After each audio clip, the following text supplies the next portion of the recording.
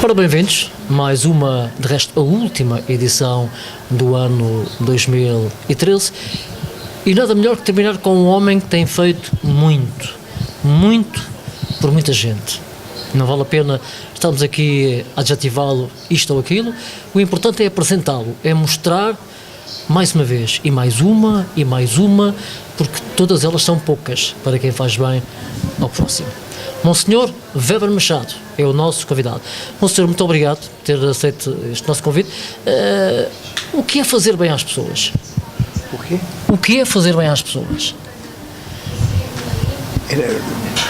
O quê? O que é fazer bem às pessoas? O quê? Isto não foi bravo, isto depois tira. Não tira nada.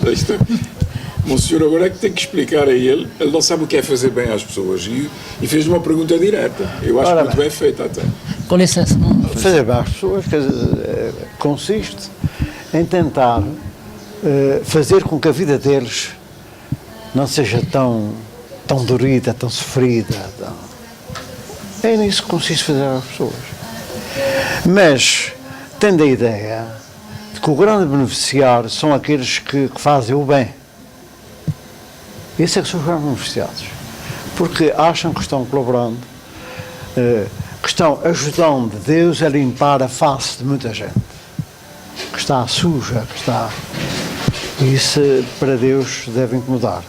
E se a gente ajudar a limpar a face de algumas pessoas, eu creio que estamos a fazer o bem. E estamos a colaborar com Deus para que este mundo seja mais de acordo com aquilo que eu gostaria que fosse. Porquê é que faz bem às pessoas? Bom, incomoda-me ver muita gente pobre. A pobreza é um atentado a direitos fundamentais da pessoa humana. E esses direitos exigem bens, exigem carinho, exigem... E é isso precisamente, é tentar fazer com que esses direitos sejam exercidos, que eles não exerçam. Há um atentado aos direitos. Portanto, eles têm os direitos, mas não têm possibilidade de, o causídico, de exercer aquilo que... Em plenitude, não é? Em plenitude, aquilo que esses direitos lhe dão.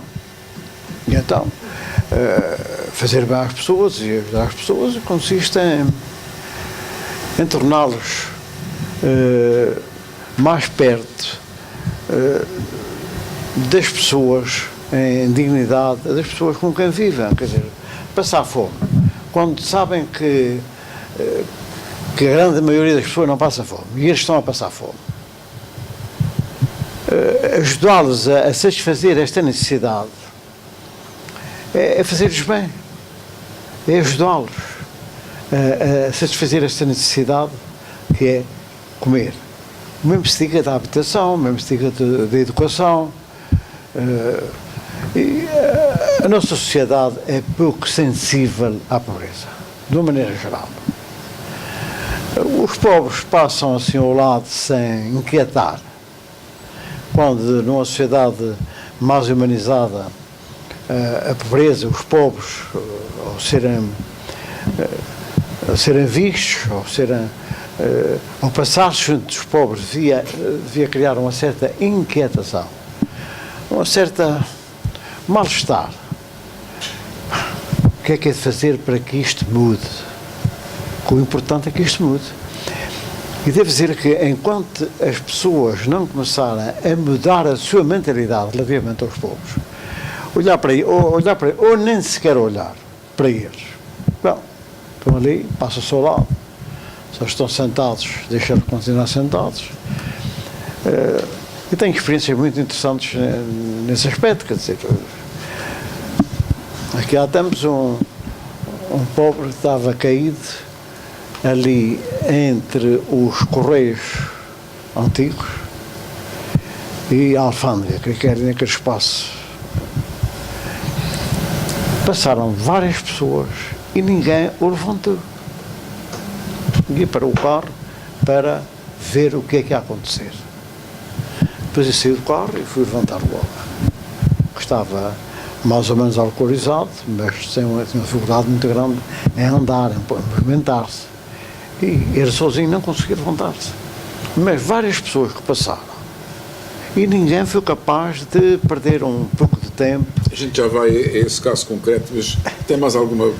Então, Monsenhor, muito obrigado por ter aceito este nosso bate-papo, como dizem os brasileiros, que parece que vai ser muito interessante, porque nós somos dois conceitos de uma mesma igreja, eu como simples leigo e Monsenhor como um hierarca, não é? Com obra feita e muitos anos de trabalho eclesiástico. E vamos começar por si. O senhor é um rapaz, um miúdo de água retorta, o que é que o leva a ir para o seminário? Ora bem, tinha um tio, irmão da minha avó, que era padre. E eu convivia muito com ele, e ele era muito meu amigo, e isso teve influência na ida para o seminário. Quando é que o senhor decidiu no seu espírito que queria ser sacerdote? Em que idade? Bom, isso não é fácil. Não é fácil hoje perceber, mas há Não é de ter havido fácil um momento, quer dizer, há de ter havido um momento em que o senhor diz, é isto que eu quero. Não é? Sim, isto é já no seminário.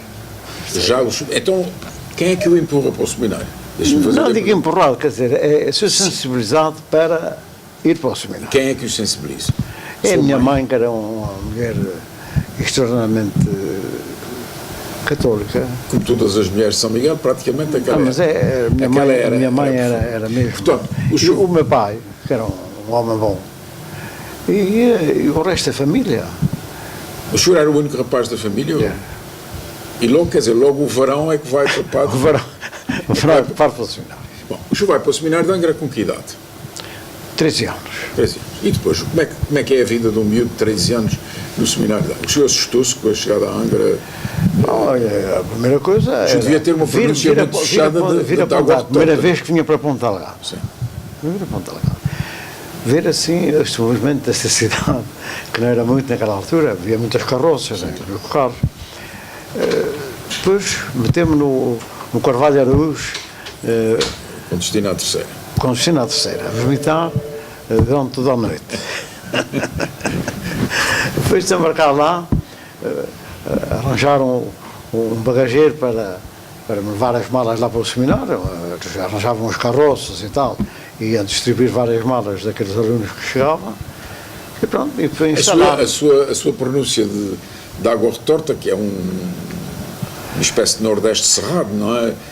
Provocou o riso ou o uso dos seus colegas ou nem por isso? Não, até a pronúncia da água retorta relativamente não é má. Não é má. Mas, então, mas eu sei que o senhor se distingue no seminário, o senhor a determinada altura o melhor aluno no seminário. Talvez. E sobretudo a matemática. Matemática e ciências e latim. Mas além do seminarista, o senhor tem outras atividades? Bem, tenho várias atividades. Quais? Jornalista. Jornalista. Até quando estive em Roma. Já lá vamos a Roma, não dê saltos, faz favor. Jornalista. Jornalista é na terceira. Na terceira. Qual é o jornal? Um suplemento da União chamado O Pensamento. Pensamento. Que nessa altura o senhor já tem 20 anos. Não. Portanto, o suplemento tinha pretensões a ser um elemento cultural aqui da ilha. Da ilha. Porque, e até da diocese, o Diário dos Açores refere-se ao Pensamento como sendo um jornal, um suplemento de um jornal que estava a contribuir, tanto mais que o Dr. Enes estava por trás do Pensamento. Dessa iniciativa. Embora ele desse muita responsabilidade ao diretor, a verdade é que ele inspirava. Não é? Ele inspirava. Mas além do jornal... Depois fui também presidente da Academia Dom Bernardo Vasconcelos. É uma academia que assistia nos teólogos. Promovia uma série de conferências e tal. Também fui. E depois o bispo mandou estudar pelos... Não, e antes disso, já agora uma coisa importante. Então? Tive contato com os escuteiros aqui num campamento que estava ali em Água de Mão. E achei que era interessante levar aquele movimento para o seminário. O Dr. Enes concordou plenamente e eu depois pus-me em contato com um padre, com o chefe dos escuteiros dos Senhores Olivais, que era o Lorena Dias, E a partir daí começámos A desenvolver atividade junto dos jovens, não é? Não, era dentro do seminário. Só dentro de seminaristas. Era só dentro dos seminaristas. E a Mocidade Portuguesa deixava? Ou A gente não era. não faziam rivalidade? Portanto, mas na altura os escuteiros tinham menos importância que a Mocidade Portuguesa, não é? Sim. A Mocidade Portuguesa Não um desastre, não é? imperava cá fora, não é? Imperava cá fora e até teve gente que se formou na Mocidade Portuguesa como bons cidadãos. Sim, claro. Não eram... Mas Monsenhor é enviado, é exilado para Lisboa. Não, para Roma. Vai primeiro para Roma. Para Roma. Portanto, os seus estudos de matemática em Lisboa são depois de Roma. São. Então, portanto, como o senhor é o melhor aluno do seminário, é mandado para Roma estudar, tirar um curso superior. Na Universidade Gregoriana. O que é a Universidade Gregoriana? A gente ouve falar nisso. A Universidade Gregoriana é a Universidade dos Jesuítas. E vamos lá, é a universidade mais... A universidade deste Papa, não é? Do a universidade deste Papa, dos Jesuítas, é a universidade, digamos, de um nível muito alto. Muita exigência. Muita exigência. Tanto mais que, sem ser agora aqui, para lá iam... a nata da nata, não é? Sim. Dos seminários. Nós iam para lá, os melhores... Foi difícil para si estudar na Gregoriana? Qual era a língua que falava? Latim. Quer dizer, ainda por cima sua formação em latim, não é? Quer dizer, tem que falar uma língua morta. É a língua latina, portanto, fala-se. As pessoas dão as aulas em latim, e a gente aprende latim e faz exames em latim. Escritos e orais. E, portanto, o senhor tira a sua licenciatura em quantos anos? Ora bem, a licenciatura são 4 anos. Como eu tinha 3 anos de seminário em teologia, 3 anos de teologia no seminário, consegui matricular-me no 2º ano da Gregoriana. Portanto, só tinha que fazer mais 3. O seu bispo, como não estava interessado em ter mais um teólogo... Qual bispo? Manuel Afonso Carvalho. O Dom Manuel Afonso Carvalho. Portanto, o Manuel Afonso Carvalho seguia as vossas trajetórias académicas, não é? Portanto, naturalmente não sei, isso é uma ditadura, não é? Não há democracia nessa igreja. Não havia democracia, quer dizer, aqui eram os professores que indicavam quem é que... Claro, qual era a direção... Quem é que devia ir ou ficar, não é? Portanto, o senhor quantos anos efetivamente está na Gregoriana? 2 anos. 2 anos só. Por seguinte, eu matriculo-me no 2º ano, mas como o Sr. Bispo não estava nada interessado em ter mais um teólogo na diocese, estava interessado em que eu tirasse uma licenciatura para matricular em matemática, sem eu saber. Por altura do Natal, eu faço um exame ad hoc com o reitor da universidade, para dar-lhes... Não me acordo o nome dele. Com o reitor da universidade. Da Gregoriana. E ele acha que eu tenho conhecimentos suficientes para passar para o 3º ano. Isto para a altura do Natal. E o senhor transita para o 3º ano? Transita para o 3º ano. Isso, claro, causa muitas dificuldades, porque fazer a licenciatura em 2 anos era complicado. Porque havia 2 anos que fiz exame, 2 anos de teologia, e além disso tinha moral, tinha história eclesiástica, tinha as aulas que me faltavam do seminário. Do seminário. Tinha essas aulas lá, num curso diferente da universidade. Havia um curso para colmatar essas deficiências. Mas o fazer exames de 2 anos em que eu nunca ouvi o professor falar não foi fácil, porque os exames foram iguais para todos. Claro. A licenciatura de Teologia era as sentenças. Portanto, fazia-se exames de várias disciplinas, mas a licenciatura de Teologia era as chamadas sentenças. 25 do 1º ano, 25 do 2º, 25 do 3º e 25 do 4º. 25 do 4º. Que era a súmula de toda a ciência. Ora bem, fiz exames, portanto, de 2 anos, com os conhecimentos que estive de seminário. Há mais açorianos na Gregoriana nesse tempo? Nesse tempo, sim, senhor. O Dr. Edmundo gostava de música. Quem foi comigo foi o Dr. Antônio da Luz e eu. E o Valentim que era da Fonte Bastardo. Que era de? Da Fonte Bastardo, na terceira. Na terceira. Portanto, o senhor, depois, quando é que é mandado estudar matemática? Ora bem, eu nunca pensei que vinha a estudar matemática. Claro. Eu até tinha pedido uma bolsa de estudo à Embaixada Alemã para, naquelas férias em que acabava a licenciatura de Teologia, vir estudar alemão para a Alemanha. Para quê? Eram conhecimentos que se adquiriam. Não foi por uma razão particular? Não, Deve ter sido. não. Você conhece bem Weber Machado, há de ter tido uma intenção qualquer por trás dessa escolha. Quer dizer, a intenção era esta. Filosofia alemã não era fácil arranjar a bolsa de estudo para se estudar noutro país, não é? Claro. E a Alemanha facilitava a alguns Estamos a falar alunos. em que ano? Isto em 58. Em 58.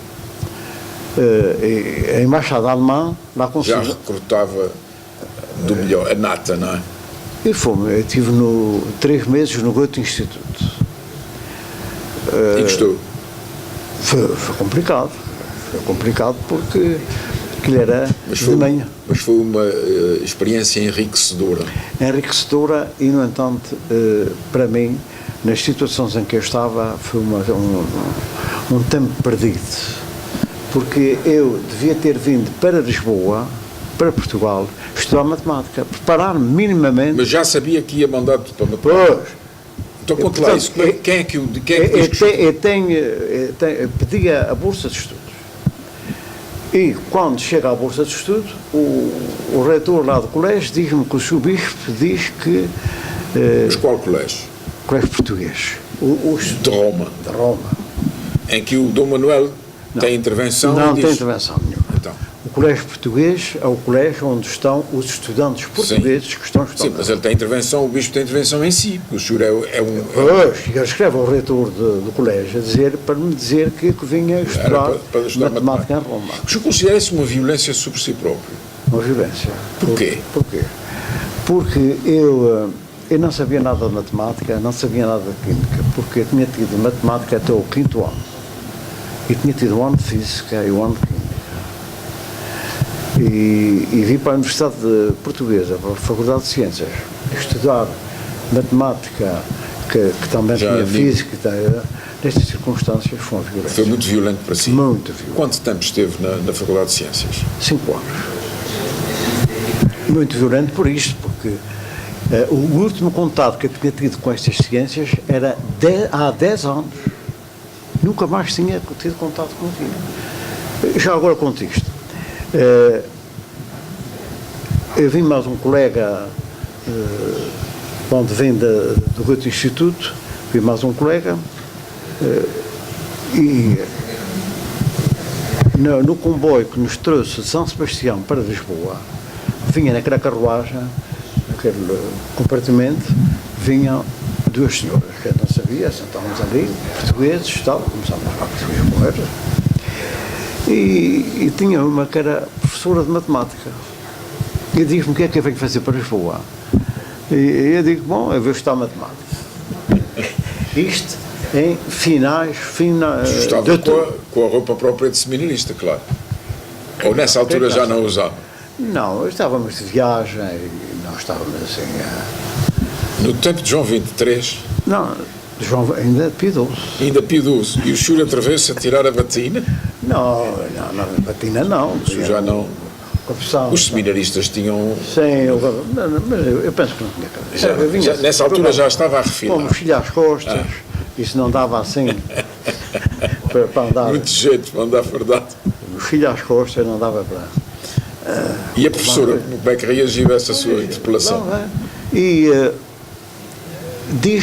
Passa-me uma equação de 2º grau para eu resolver. E eu não sabia. Depois ela passa-me mais uma coisa que era do 4º ano, matemática, também não sabia. Passa-me depois coisas que era do 3º ano, do princípio do liceu, 3º ano do liceu, e eu não sabia. Uma chata essa professora, não é? E ela diz, mas como é que vais estudar matemática nessa universidade? E pronto, fica-se para quando eu chegasse a Lisboa, era-me dar uma explicação. E eu, à noite, ia para a casa dela para ter uma explicação. Isso eram pagas essas E, explicações? portanto, eu estava, quando eu estava... Eram pagas essas explicações? Não, não. Portanto, ela oferecesse para... Ela oferecesse para me ajudar enfim, a falar qualquer coisa sobre matemática, que eu não sabia. Porque 10 anos é muito tempo. Claro. E eu nunca tinha falado na... Mas tu tinha que fazer exame de admissão a... Não. Eu Aí é que entrava... está o truque do bispo. É que com a minha licenciatura Entrava automaticamente entrava em ciências. em qualquer Universidade. em qualquer faculdade. E fui logo para a pior, que era aquela onde estava menos preparado, se fosse assim para Direito ou para... Sim, era mais fácil Era para mais si. fácil. Porque, Mas qual agora, era a ideia do Manuel Afonso era por Carreira? causa de ser professor aqui no Seminário Colégio que eu estava... Ele queria um professor para aqui. Que eu estava já É criar, não é? a criar. Era o sonho dele. Não estava a criar, mas já estava Já a estava pensar no a Seminário. sonhar. Eu queria um professor de matemática. Então, o senhor está há 5 anos em Lisboa, foi tempo perdido estar em Lisboa esses 5 anos. Não O foi senhor já tempo- estava ordenado. Já. De onde é que se ordena? Eu ordenei-me em Roma, na Basílica de São João Latrão. E quem é que o ordena? É o cardeal Confalonieri. Muito bem. Portanto, os alunos da Gregoriana eram ordenados pelos cardeais? Ou foi... Ou calhou apenas, não sei caso, porque... Eram ordenados geralmente na Basílica de São João Latrão, que é a Catedral de Roma. De Roma, exatamente, conheço muito bem. E, portanto, lá é que se Que é ordenava. lindíssimo, aliás. E era assim, muita gente, daqueles colégios todos. O Papa é bispo dessa cardeal, O Papa dessa catedral. É dessa catedral. E agora vamos lá ver, portanto, o senhor E, portanto, vem para Lisboa, licencia-se em matemática com boa classificação. com boa classificação. Então, por pouco não ficou como assistente, não é? Não, fui convidado para assistente. Ah, Fui convidado para assistente, não por ter notas, aquelas notas do topo. de topo, mas porque o doutor Tiago de Oliveira, que depois foi secretário de Estado da Educação no primeiro governo constitucional com o Mário Soares, convidou-me para ser assistente. E o senhor não aceitou, o bispo não autorizou, foi? Eu nem sequer pensei em ficar por lá. Claro. Eu pensei A sua ideia qual era? Era vir para São Miguel? a vir para os Açores. Porque eu tinha ido para lá por conta da Diocese, eu fui o ofereiro da Diocese. E, portanto, eu tinha não que tinha vir agora servir a certificado de Diocese, Lisboa. claro. Para mim isso nunca não foi problema nenhum. Agora, vamos saltar aí, porque o tempo também não estica. O senhor torna-se num opositor, entre aspas, ao Estado Novo. O senhor é o homem que se dá com o líder da oposição, com o Dr. Bosco Coutinho, que se dá com o Quintino, que se dá com a ala, digamos, mais católica da oposição, mas também dá-se com o outro. Não? Lembro-me do Humberto, ajude-me, o senhor Humberto, que tinha o Humberto Pereira. Humberto Pereira, o senhor é amigo deste Sou homem. amigo dessa gente toda. De Manuel Antunes. Portanto, o senhor entra numa espécie de conspiração contra o salazarismo.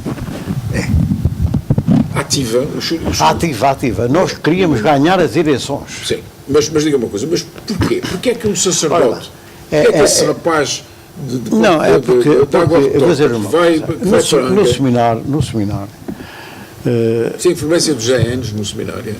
não, nesse aspecto não. No seminário nós éramos todos, mais ou menos, Do reviralho. não, salazaristas.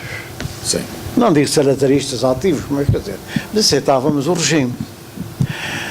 A minha ida para Roma deu-me cá um avorto à cabeça. Mas porquê? Porquê? Porque eu via, a gente devia dizer, a moeda forte, um regime estável, essas coisas todas. E dava a impressão que quando houvesse que é referido isto andava tudo no caos. Na carta do Bispo de Porto ao Salazar também ele refere isso, não é? É a mesma coisa. Portanto, é a mesma ideia dessa altura, não é? De maneira que isso, quando estou em Roma, isto vai... Portanto, o senhor acaba por começa a pensar por antipatizar que o fato de um regime, de um governo cair, não quer dizer que isto entre logo no caos, porque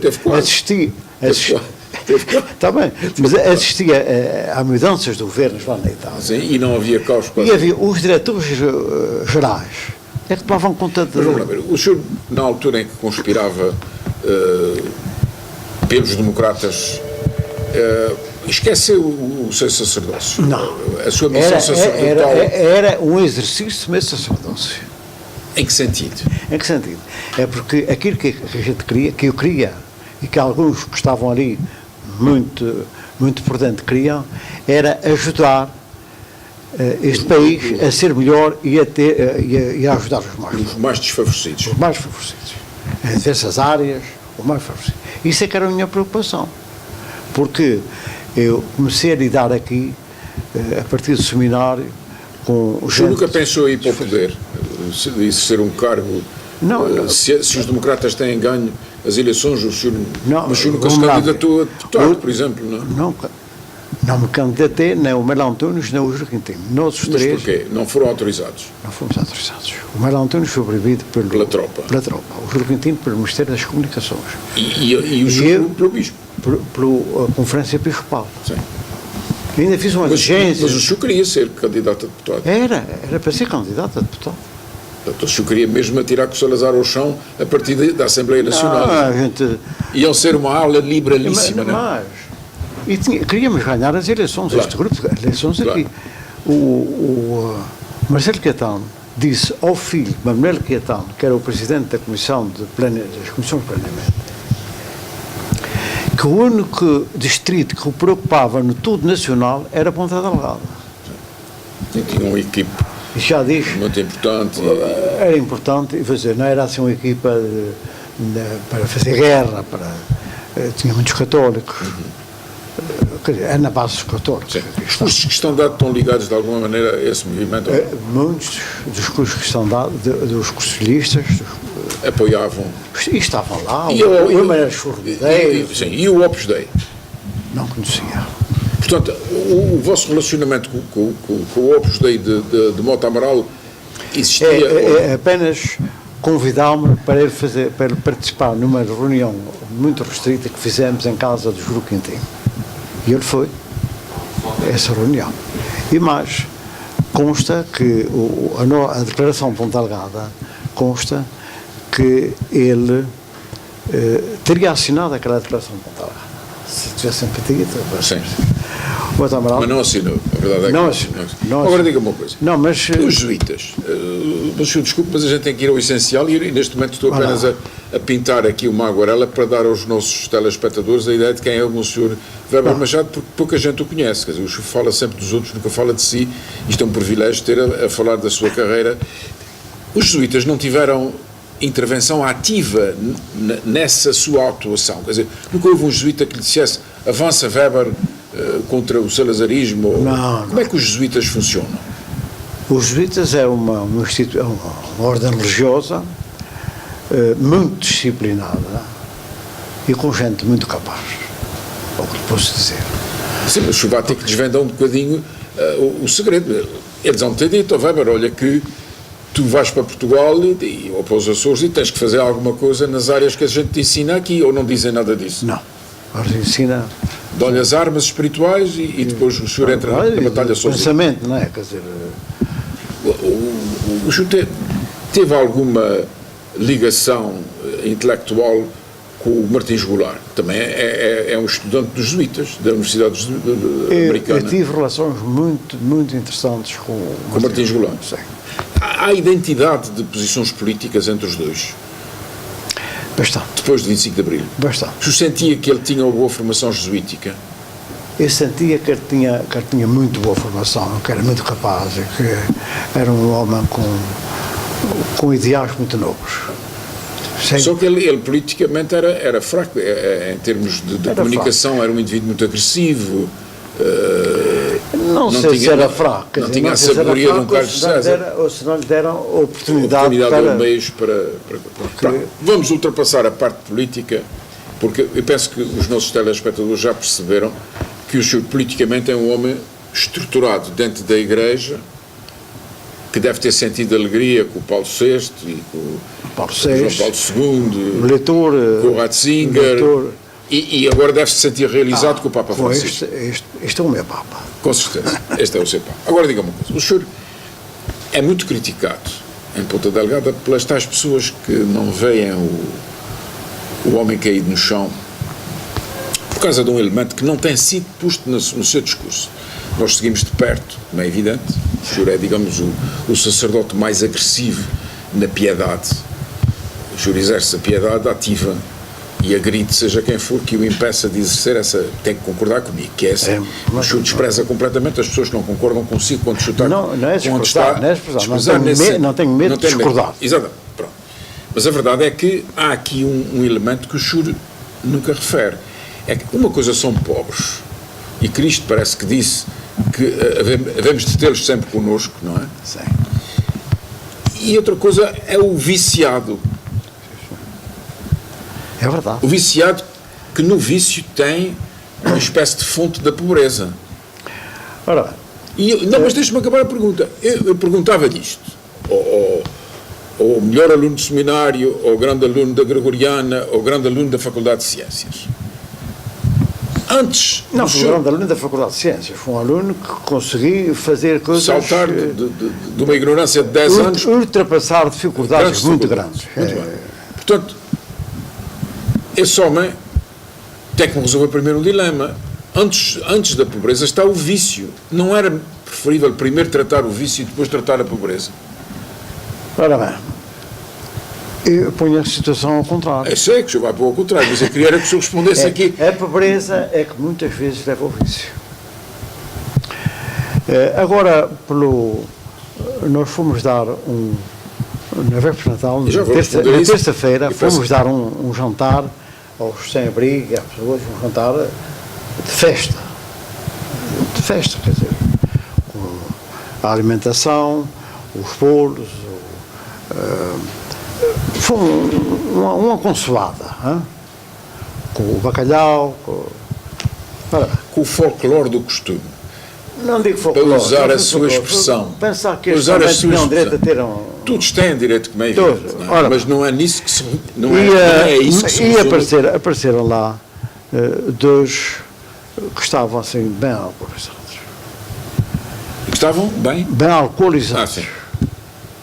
E contando disso, se eu estivesse na situação deles, o que é que ia fazer? Passar uma noite aí ao relento, dia 20 de abril. Então, mas vamos lá.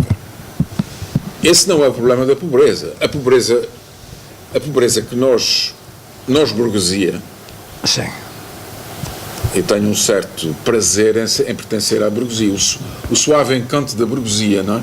Porque sem a burguesia a sociedade ocidental também não existia tal como ela é. Não é? Há indivíduos, dentro desses que o senhor ajuda, viciados no álcool e na droga, que são engenheiros de computadores, são especialistas em computadores, pelo menos um eu conheço, repatriado. E esse homem não tem que se tratar primeiro, antes da gente lhe dar um pão, que ele vai gastar, vai vender o pão e vai usar na droga? São buracos, tanto a droga como o álcool, o alcoolismo. São flagelos, disse o Papa, não é? Disse um dos Papas, João Paulo II. São buracos tão profundos que é muito difícil sair de lá. Com certeza. Aliás, devo dizer uma coisa. O alcoolismo é uma doença que não tem cura. Claro. Mas não tem cura. Podem ser tratados. Mas o senhor é que começou por dizer que a pobreza é que levava ao vício. Mas pode não ser. Pode não ser. E eu pergunto, se o Estado gasta milhões, e bem, o Estado Social, a apoiar essas pessoas, se o senhor derrama... Devia gastar mais. Bom, está bem, talvez até, não sei. Não sei porque a gente... gasta pouco. Nós não somos relativamente tão ricos. Gasta pouco. O senhor derrama dinheiro ali em cima daquele vício que vai ser gasto no vício. Quer dizer... Isso é um dilema que os senhores têm que resolver primeiro. Não, vamos lá ver. Eu tenho ajudado. Eu já tive no carro 15 litros de vinho para dar à noite a alguns sempre. 15 litros. E fazia isto. Eu estou falando com um homem superior, não estou falando com um homenzinho que dá a esmola. O senhor dá a esmola. Não, mas porque o senhor dá a esmola. O senhor quer praticar a sua doutrina. Não pode ser de outra maneira. O senhor podia, como bom senhor, o senhor podia ter pessoas a fazer isso. Não é? Podia dirigir a operação. Essas pessoas são mais difíceis, não é muito fácil encontrar pessoas. Claro, o senhor gosta de ir à fonte da pobreza diretamente. É uma questão de necessidade de ir. Não é um gostar... Necessidade assim, sua, necessidade minha. não da organização a que o senhor pertence. Não. Porque essa não tem necessidade disso, não é? Nem todos os sacerdotes fazem isso. Poucos, não é? Portanto, e resta saber quem é que tem razão. Por isso, daí o nosso debate. Eu sei que o senhor Quem tem razão, eu tenho razão. eu sei que o senhor se considera com razão, mas... Vamos lá ver. E os efeitos colaterais disso? Efeitos colaterais. Aqui há tempos eu passo no Bazar Manteiga, no supermercado Manteiga, e está lá um homem, daqueles que eu conheço, e que me pede que diz que tem fome. E vou buscar uma sandes para comer. Depois, quando chego, ele diz que é vinho. E eu vou buscar um cartucho de vinho e passei pelo bar para eles me abrirem o cartucho de vinho. E vim trazer o cartucho de vinho. Depois ele pede-me um maço de tabaco Boa Viagem. E eu fui buscar um maço de tabaco Boa Viagem. Segundo vícios que o senhor alimentou no mesmo dia. Bom, fui buscar Será que... o tabaco Boa Viagem. E quando eu comprei o tabaco Boa Viagem, está um casal no bar. Digo assim: parabéns, o senhor é que está a fazer uma verdadeira caridade. Porque aquele homem não queria nem era um sumo, queria era vinho. Queria vinho porque a privação do vinho para um homem viciado, um álcool, mas isso é um problema, cria problemas. Mas isso é um problema de caridade ou é um problema de psiquiatria? A questão fundamental é essa. Não, é que o senhor não é. Mas enquanto não houver. O senhor é um cientista. O senhor é um cientista. Mais ou menos. Não é mais ou menos. O senhor é um cientista formado em matemática. Não é? O senhor, além de ter a sua formação na Gregoriana, o senhor é formado em matemática. Não, e depois? E depois? O senhor tem que despir isso para fazer uma obra de caridade que ninguém discute que objetivamente é caridade, mas os efeitos colaterais. O senhor não cura o vício do homem? Enquanto não for possível. Porque isto precisa uma motivação muito grande para um alcoólico entrar na casa. Não é só estes que andam aí na rua, é os outros também que sabem que bebem. Este já olhou para o relógio 2 vezes. Já. A gente tem que fazer mais uma sessão. Monsieur Weber, muito obrigado pela sua disponibilidade. Nós temos que fazer mais uma sessão consigo, porque isto é um tema fundamental para a nossa sociedade. E eu reconheço em si uma luta tenaz, há 50 anos pelo menos, que sei que ela é travada, e é uma luta que o senhor não está ganhando. Tem algumas batalhas ganhas, mas a guerra em si não... Tem várias batalhas ganhas. Com certeza. Várias. E isso é que... Isso é que vamos falar nisso até. E vamos falar numa próxima sessão. Mas a grande maioria continua onde estava. Claro. Onde estava. E já agora, a última pergunta. E a pobreza é a pobreza envergonhada? O senhor procura essa pobreza? Eu não sei onde é que eles estão, mas se eles me chegam ao pé de mim, eu procuro fazer alguma coisa por isso. Muito obrigado. Muito bem, vamos aos livros agora, não é? Eu trouxe, em honra do nosso entrevistado, este livro muito interessante do José Carvalho. José Carvalho é um professor em Vila Franca com obra publicada e que faz uns artigos muito interessantes. É um homem de religião também. Jesuítas na Primeira República, é o período em que os jesuítas são malvadamente perseguidos pelos democratas do Afonso Costa e os seus aliados, e este livro promete ser um êxito de livraria nos Açores. Por outro lado, em Solana, que é a revista do Instituto Cultural de Ponta Delgada. É um instituto criado nos anos 40 e que tem mantido um alto nível cultural nos Açores e publica uma vez por ano, 2 vezes por ano e às vezes mais esta revista que, enfim, é cultura, toda ela boa, não só no campo da história, mas também noutros campos. E finalmente, comprado na Feira das Traquitanas da Ribeira Grande, Marcelino José Pacheco, que é uma figura muito interessante, porque é um dos homens que leva a povoação a ser conselho. É um homem nascido no século XIX e consegue, através da atividade política, ele é antepassado do Visconde Botelho. O Visconde Botelho é que promove a figura dele. Aliás, esta publicação é promovida pela Câmara da Povoação mas na Câmara da Povoação o presidente era o Belarmino e quem tinha posto o presidente lá tinha sido o Visconde Botelho, porque naquele tempo não havia eleições para presidente da Câmara, eram nomeados pelo governador civil, e todavia a biografia deste homem, que tem a colaboração do Dr. Hugo Moreira e outras pessoas, do próprio governador Carlos Paiva, etc., está aqui resumida neste livrinho muito interessante, que eu andava atrás dele há anos e que encontrei nas Traquitanas da Ribeira Grande. Eu penso que o Dr. Mário Moura é um dos culpados de ter hoje este livrinho por 6 euros que comprei nas Traquitanas da Ribeira Grande. Muito obrigado, meu senhor, e até sempre. Muito bem, muito obrigado a todos. Estamos no final do ano 2013. Nós voltamos na próxima segunda-feira, já em 2014. Por isso, um abraço. Feliz ano novo.